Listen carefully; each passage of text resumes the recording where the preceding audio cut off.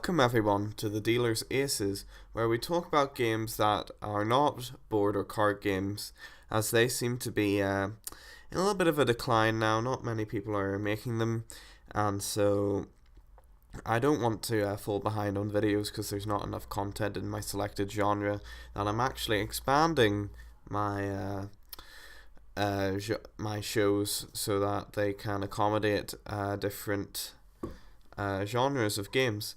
And today I bring you a little gem called Albert and Otto. And it is a platformer, puzzle platformer, and its aesthetic style bears resemblance to Limbo, which was also a very good puzzle platforming game. It's in black and white. There are some greys, but it's black and white primarily, and basically, you are a hero called Albert, and you have a magical bunny called Otto, and it is a journey to save a girl. I don't know her name, unfortunately, but she got absorbed or something by the darkness. There's no physical evil. It's just the darkness has taken her over.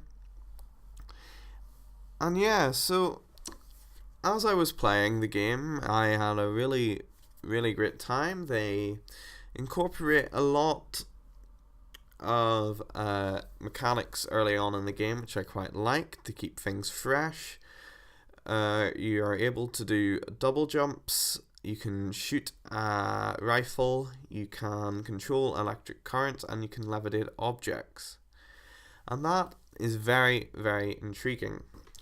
Now, I'm not the best at puzzle platformers, and I was very surprised at the difficulty of this game. I was expecting this game to be really, really hard, but in fact, it was actually very easy for me to navigate and jump across all the different platforms, which was a great refresher from harder platformers, which I just get frustrated with. So if you're like me and not very good at puzzle platformers, then this might be a game that could get you back into it. I use the keyboard primarily for this game because it requires a great degree of control that the controller could not provide when doing the levitation of objects. You do require some aim, which I just couldn't get with the controller. I'm not that experienced with the controller, but I found that the mouse and keyboard worked really, really well for this game, and so I questioned the design choice of putting the controller controls in the game. When you pause, there should be keyboard and controller options there. Speaking of options, the options menu isn't actually in the game. It's on a separate launcher. And that's fine. It's perfectly reasonable to do so, and that's why there is no options menu in the game. But the control of your graphics, there's not a lot there. It's just free settings.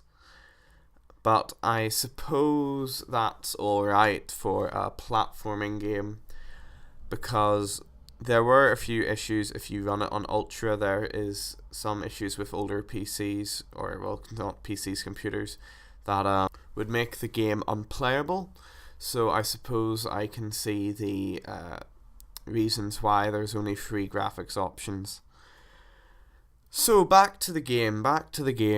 I really did enjoy the game on a whole.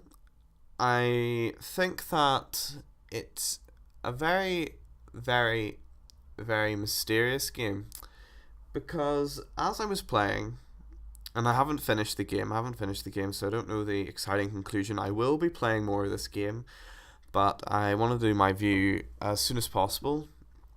But basically, while I was playing, I encountered a few sheep that may or may not have been killed. There was a lot of killing of the sheep, which kind of dilutes our hero, and it actually gives quite a lot of insight into our hero. I think that the main hook of the game is that the hero is not what he seems.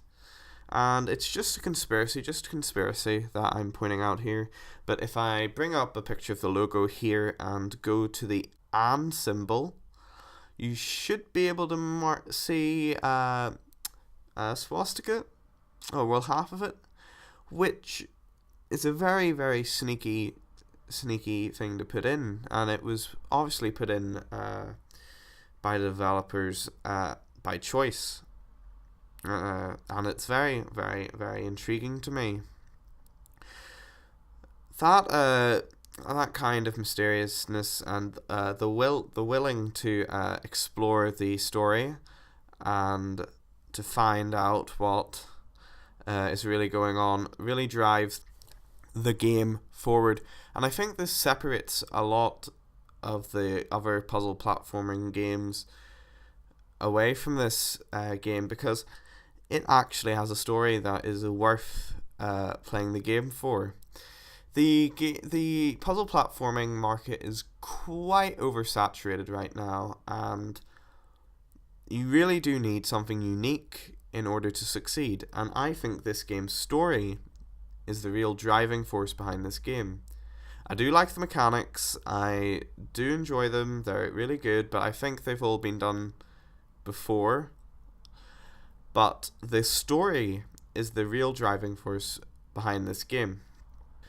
So if you're looking for a story-driven puzzle platformer, this game is right up your street. Albert and Otto, available on the Steam store for £4 sterling or your regional equivalent. I've been the dealer, signing out. Goodbye.